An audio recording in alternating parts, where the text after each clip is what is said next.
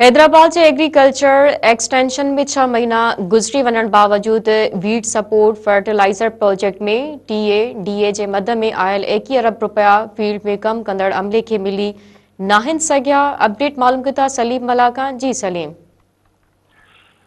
जी बिल्कुल, ही लगभग 6 महीना गुज़री वञण बावजूद वीट सपोर्ट फर्टिलाइज़र प्रोजेक्ट में टीए जी मद में आयल 21 अरब रुपया फील्ड में कम कंदड़ अमले खे न मिली सघिया आहिनि। हिन प्रोजेक्ट में कुल 56 अरब रुपया आया आहिनि, जिन मां 35 अरब रुपयनि जो आबादगारनि खे अछो ऐं कारो भाण फराहम करणो आहे। उहो अमल बि इंतिहाई सुस्त रफ़्तारी जो शिकार आहे ऐं केतिरनि ई आबादगारनि खे अञा ताईं अछो भाण फराहम न थी सघियो आहे, जंहिं सबबि आबादगार परेशान आहिनि। ॿिए पासे टीए जी मद में आयल 21 अरब रुपया न मिलण सबबि अमले में बि बेचैनी आहे ऐं उहो मुतालबो करे रहिया आहिनि त खेनि टीए फराहम कयो वञे।